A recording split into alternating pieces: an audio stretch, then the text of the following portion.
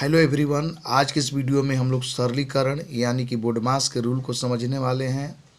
अगर मान लीजिए आपको दे दिया जाए इस प्रश्न को हल कीजिए, तो इस प्रश्न को हल करते वक्त आपको बहुत कन्फ्यूजन होगी कि पहले कि जोड़ का क्रिया करें कि भाग की क्रिया करें कि घटाव की क्रिया करें।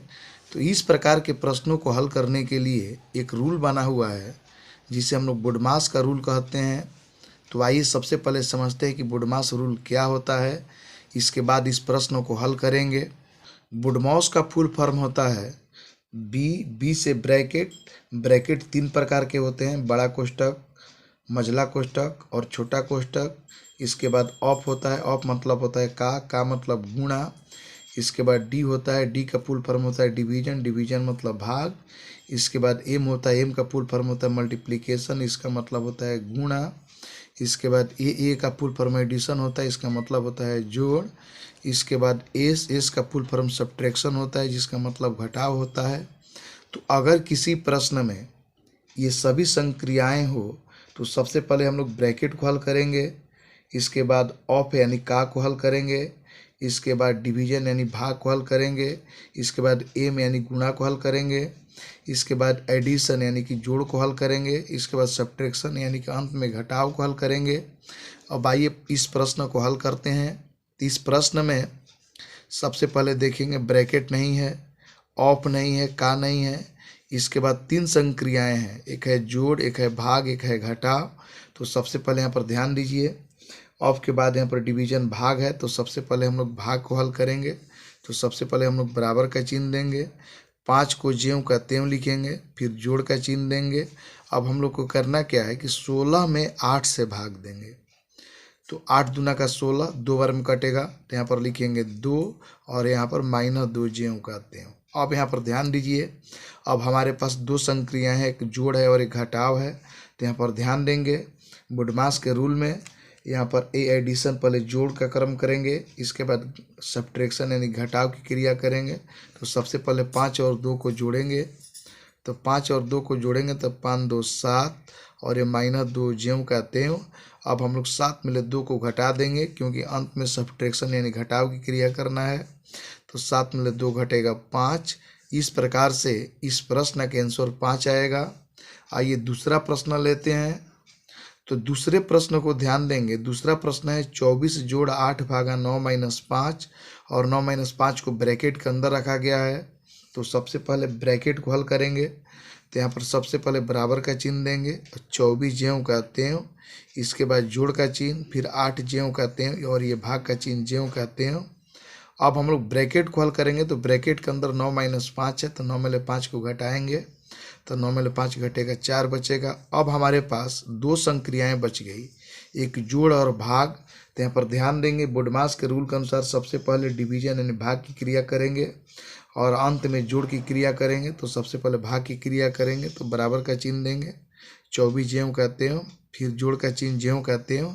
अब हम लोग करेंगे क्या कि 8 में 4 से भाग देंगे। जब हम लोग 8 में 4 से भाग देंगे, 4 दूना 8, 2 आएगा।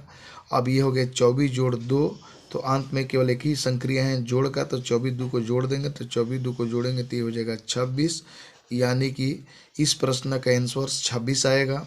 आइए तीसरा प्रश्न लेते हैं। तीसरे प्रश्न में ध्यान देंगे, इसमें स्मॉल ब्रैकेट, छोटा ब्रैकेट भी है, छोटा कोष्ठक भी है, मझला कोष्ठक भी है और बड़ा कोष्ठक भी है। और बोडमास के रूल के अनुसार सबसे पहले हम लोग ब्रैकेट यानी कोष्ठक को हल करेंगे।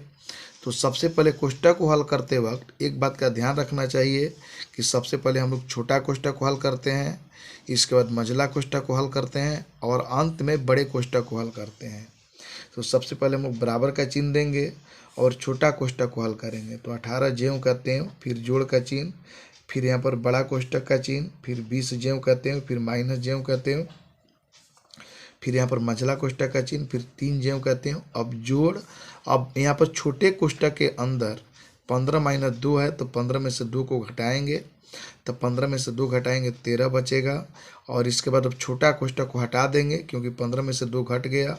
अब यहाँ पर मझला कोष्ठक देंगे, फिर अंत में बड़ा कोष्ठक देंगे। अब हमारे पास 2 कोष्ठक बच गए, एक बड़ा कोष्ठक और एक मझला कोष्ठक। तो अब हम लोग मझला कोष्ठक को हल करेंगे, तो यहाँ पर 18 ज्यों कहते हैं, फिर जोड़ का चिन्ह देंगे, बड़ा कोष्टक ज्यों कहते हैं, फिर 20 ज्यों कहते हैं, और यहाँ पर माइनस चिन्ह ज्यों कहते हैं। अब ध्यान देंगे मझले कोष्टक के अंदर 3 + 13 है, तो 3 और 13 को जोड़ेंगे, तो 3 13 को जोड़ेंगे तो 13 3 ही हो जाएगा 16। अब मझला कोष्टक को हटा देंगे, अब यहाँ पर बड़ा कोष्टक का चिन्ह देंगे। अब यहाँ पर ध्यान देंगे केवल एक कोष्टक बचा है, वो है बड़ा कोष्टक। अब 18 ज्यों कहते हैं, फिर जोड़ का चिन्ह। अब 20 में से हम लोग 16 को घटाएंगे, तो 20 में से 16 घटाएंगे तो 4 बचेगा। अब हम लोग 18 और 4 को जोड़ देंगे, तो 18 4 को जोड़ने पर यहाँ पर 22 आएगा, यानी कि इस प्रश्न का आंसर 22 होगा। आइए चौथा प्रश्न लेते हैं। चौथा प्रश्न में ध्यान देंगे, इस क्वेश्चन में भी हमें तीनों ब्रैकेट दिया गया है, छोटा कोष्टक, मझला कोष्टक और बड़ा कोष्टक दिया गया है। और सबसे पहले बोडमास के रूल में ब्रैकेट को हल किया जाता है। तो ब्रैकेट को हल करने के पहले सबसे पहले हम लोग छोटा कोष्टक को हल करते हैं, उसके बाद मझला कोष्टक को और अंत में बड़ा कोष्टक को। तो सबसे पहले हम लोग छोटा कोष्टक को हल करेंगे, यानी कि 8 - 8 को हल करेंगे। तो सबसे पहले हम लोग बराबर का चिन्ह देंगे, 8 ज्यों कहते हैं, ये माइनस चिन्ह ज्यों कहते हैं, बड़ा कोष्टक ज्यों कहते हैं, 8 ज्यों कहते हैं, फिर माइनस का चिन्ह, फिर मझला कोष्टक को भी ज्यों कहते हैं, फिर 8, इसके बाद माइनस। अब 8 में 8 घटाएंगे, छोटा कोष्टक के अंदर 8 - 8 है, तो 8 में 8 घटाएंगे 0 बचेगा।